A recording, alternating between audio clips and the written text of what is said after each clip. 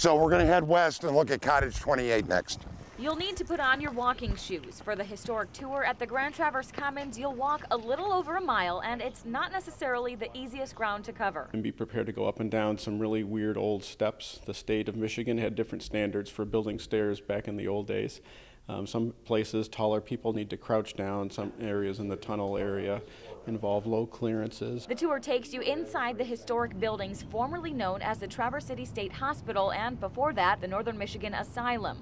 The buildings date back to the late 1800s. They were used for just over 100 years before the hospital was shut down in 1989. In 2002, the Minervini Group interceded with redevelopment plans. Since then, we've been working to rehabilitate different parts of the main building and other outbuildings for different uses. And those uses have included condominiums, shops, offices, restaurants.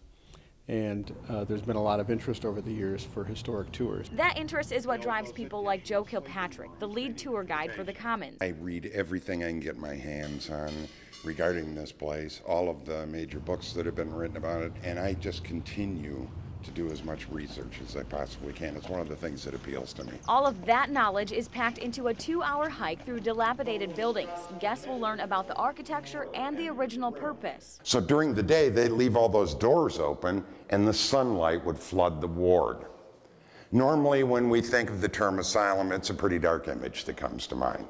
We've been socially acclimated that well, and the taste we have left in our minds from the asylum system is a pretty nasty one. This was a completely different approach to the treatment of the mentally ill than anything that had preceded it. That idea, that noble intent of helping people is the part that we try to celebrate, and that's what these historic tours try to remind people of. The tour draws people from all over. When you know so much about asylums from movies, so it's kind of like maybe cliche, but I feel like it might be interesting to step into one. But even people who've lived in Traverse City for decades are curious about the complex's history. We've come to the grounds, but we've never done the tour through the tunnels and everything, and it was really wonderful. Some of the highlights include the old dining hall with a deteriorating kitchen, the patients' quarters, the restored chapel with original woodwork, and of course the brick steam tunnels underneath the complex which provided heat to the buildings.